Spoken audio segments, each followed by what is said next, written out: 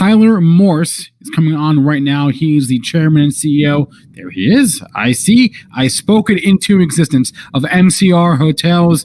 Tyler, welcome to the event. How you doing, Spencer? Great to see you. Stock Summit. Great to see you as well.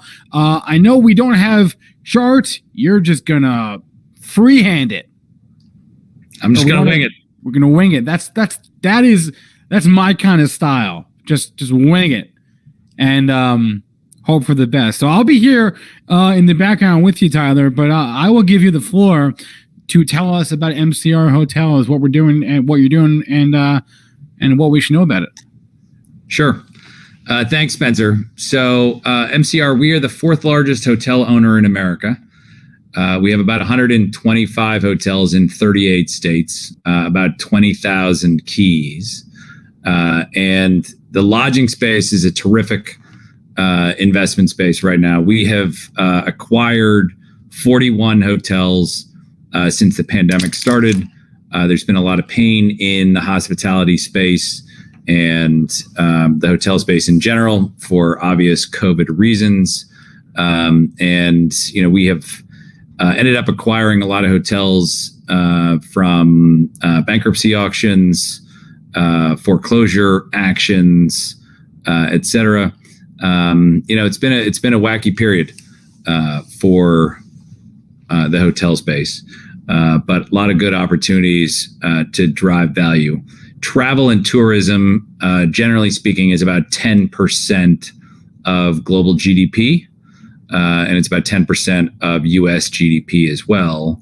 And it's a growing business, and it will always grow. If you look at travel and tourism over the last 50 years, it has been growing at about double the rate of inflation on average for 50 years. People want to travel. Travel is like water, and people love it. So, and that might be local travel. It could be leisure travel. Business travel is growing. There's been a lot of pundits that talk about what's happening with post-COVID and business travel going down. But what we're seeing is if you want to close that deal, if you want to acquire that customer, if you want to build a relationship, you can't do that via Zoom. So I realize that this is a Zoom call, but I'm going to take the ironic approach anyway. Zoom is for the birds, and Zoom meetings, it really separates the ambitious from the unambitious. Ambitious people are out there taking people to drinks, taking people to steak dinners. They're meeting with their customers, and Zoom will be with us forever. It is a terrific platform for asynchronous communication, one-to-many, making a presentation, disseminating facts and data. But it is a very poor medium for discussions. Forget about any kind of creativity or building any culture. And I think that post-pandemic, a lot more people will be working from home. There's no doubt about that. But all these people who are working from home, they're still going to need to build culture at companies. So companies are going to say, all right, you can work from home 3 days a week or maybe 5 days a week, depending on where you are.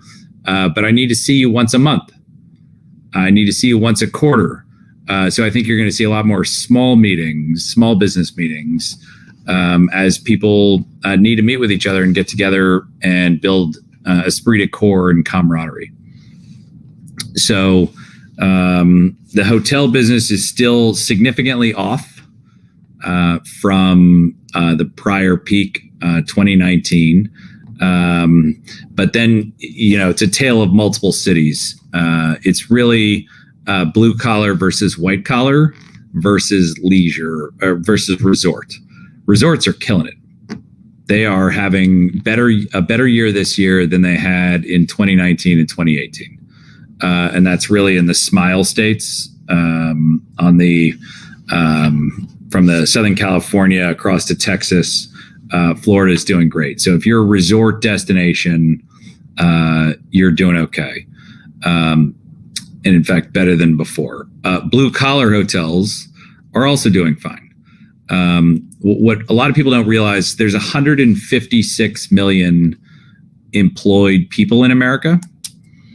only 20% of them work in a traditional office building. It's about 32 million people. But people project their own experience to everybody's experience. So media people all work in office buildings. So they think, well, what's happening to me is happening to everybody. If you go out across an economy, 80% of people cannot do their job via Zoom. They are plumbers or bus drivers or hotel housekeepers or bartenders or servers in restaurant. You can't do that via Zoom. So 80% of the economy has been humming right along. You know, I'm sure you guys covered this today. Consumer spending has been materially up over during the pandemic. The government flooded the economy with money. There is $6 trillion in U.S. consumer deposits at banks right now versus $4 trillion pre-COVID. It's a full 50% increase. People have plenty of money, and they are out there spending and traveling on the consumer economy. So factories have been full and overwhelmed. Car sales are way up. We own a lot of hotels by military installations, which have been very consistent throughout the pandemic. Auto manufacturing plants have been fine. Medical situations have been stable during the pandemic, and in some cases gone up because of the influx of sickness due to COVID. So it's really some select markets, and it's really the big CBD markets, Central Business District, New York, San Francisco, in the Loop, in Chicago. But the suburbs have been doing okay. The leisure in the Smile States have been doing okay. Texas has been doing just fine. So that's kind of a little overview of MCR, our hotels, our organization. And Spencer, I can answer any specific questions that you have, or what would you like me to focus on? Well, you said CBD market. I did not think Central Business District when you said that. So, I see where your mind is. There's no way anyone in the chat, or they also thought that people in the chat also thought that. I'm sure of it. Everyone had the same thought as me. So, maybe, I didn't say the THC business districts. Right. So maybe answer this question for me, Tyler. What exactly is the biggest growth driver going forward? You talked a lot about the last year and a half, right, and the recovery, right? But like we've lived through that. There are a lot of companies have spent the last couple of public companies spent the last couple of months, the ones that benefited from the pandemic and were stay-at-home plays or whatever. I've spent these past few months or weeks in trying to damper expectations because they know that it was a perfect storm for them last year. Yeah. And through the first half of this year to some extent. And that kind of growth is just not sustainable, and they want the market, their investors, to know that. So MCR Hotels, you're a reopening play. We have pretty much reopened. We're not all the way back. Correct. Mostly back. Correct. But if you can look beyond 2021, what is once we get all the way back, what then becomes the growth driver? Because it's been obvious all this time that eventually all the hotels, the cruise lines, the restaurants are going to reopen, and that was the narrative. Okay, they're going to reopen. Well, now that we've more or less, not all the way, but more or less done it, what comes next? What is the next driver? So one of the drivers is the discount air carriers. And this has been a trend in the marketplace for the past 20 years. With Spirit Airways, JetBlue, ValueJet, there's a new one called Breeze. They're flying more people. You can fly from New York to Florida for $39. It's a terrific vacation. Seriously? Yeah. Right. Okay. It's somebody mentioned earlier, the democratization of ground leases. The low cost carriers are really the democratization of air travel.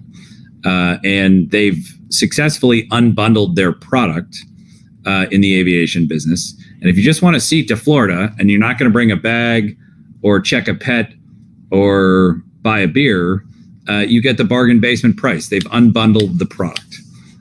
So that is some of what we're doing in the hotel business at MCR is unbundling our products to separate the elasticity of demand and give customers what they want when they want it going forward.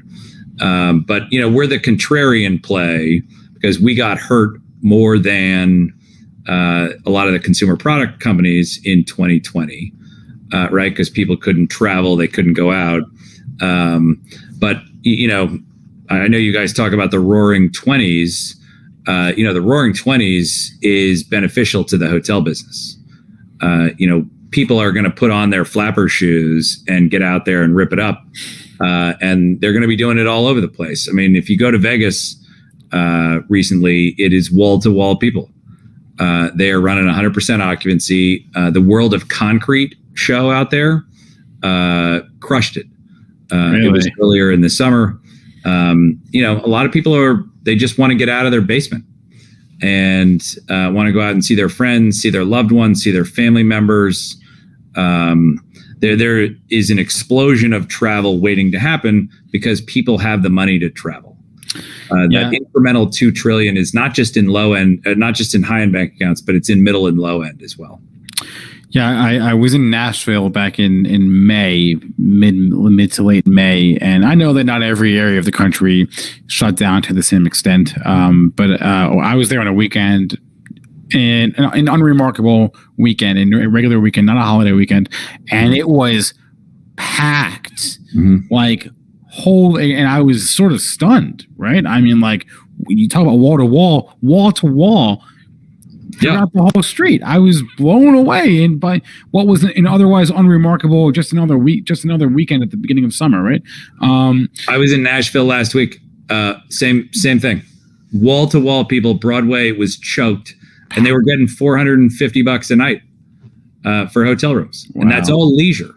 And remember, the difference between leisure and business: leisure, you're paying with your money. Yeah. Business, you're paying with somebody else's money. So typically the price sensitivity is less when you're doing business travel. But these are leisure people, and they were paying $450 to be in downtown Nashville and getting after it. Okay. All that being said, though, when I was in Nashville, I stayed at an Airbnb. And here's a question from Alex in our chat. What are your thoughts on Airbnb and how and the effects that it has on the hotel industry, hospitality industry? So Airbnb, if you peel the onion back a couple of layers, is an online travel agent. The concept of what they're doing is democratizing housing and private houses is a terrific idea. And there is a market for that. There's no doubt about it. But Airbnb is just taking a scrape from every unit that they broker. And 10%, it's between 10 and 20%, depending on what it is, and if it has a cleaning fee, et cetera.